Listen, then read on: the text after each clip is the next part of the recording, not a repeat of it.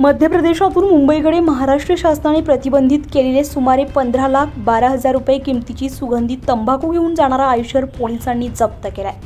दरम्यान MIDC police चौकी सुरू झाल्यानंतर एवढी मोठी कारवाई करण्यात आल्यामुळे पोलीस आयुक्तांनी पोलीस निरीक्षक मनोहर कारंडे यांच्यासह पोलिसांचं कौतुक केलंय। याबाबत पोलिसांनी दिलेल्या माहितीनुसार मध्य प्रदेशातील इंदूर एका ट्रकमधून महाराष्ट्र शासनाने प्रतिबंधित केलेली सुगंधित तंबाखू मुंबईकडे जाणार असल्याची गोपनीय माहिती पोलिसांना मिळाली होती।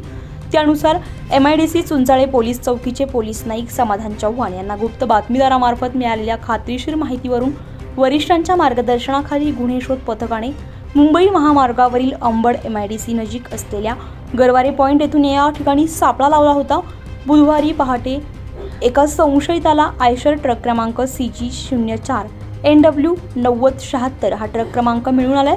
या आयशर ट्रकची पाहणी केली असता यामध्ये महाराष्ट्र शासनाने प्रतिबंधित केलेली सुगंधित तंबाखू मिळून आली आहे। सुगंधित तंबाखूबाबत अन्न आणि औषध प्रशासन विभागाचे अन्न सुरक्षा अधिकारी PS पाटील यांना माहिती दिली असता त्यांनी सदर मुद्देमालाची पाहणी करून एकूण 15,12,000 रुपये किमतीचे मिराज कौर कोकिल छाप तंबाखूचे एकूण 180 बॉक्स, प्रत्येक बॉक्समध्ये 42 पाउच यासह 2 इसमांना पंचनामा करून ताब्यात घेतले।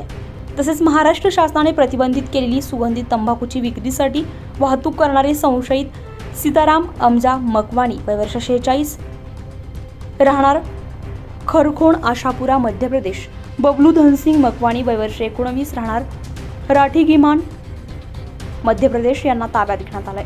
अन्न आणि औषध प्रशासन विभागाचे सुरक्षा अधिकारी PM पाटील यांनी दिलेल्या तक्रारीवरून अंबड पोलीस ठाण्यामध्ये यांच्याविरुद्ध गुन्हा दाखल करण्यात आलाय।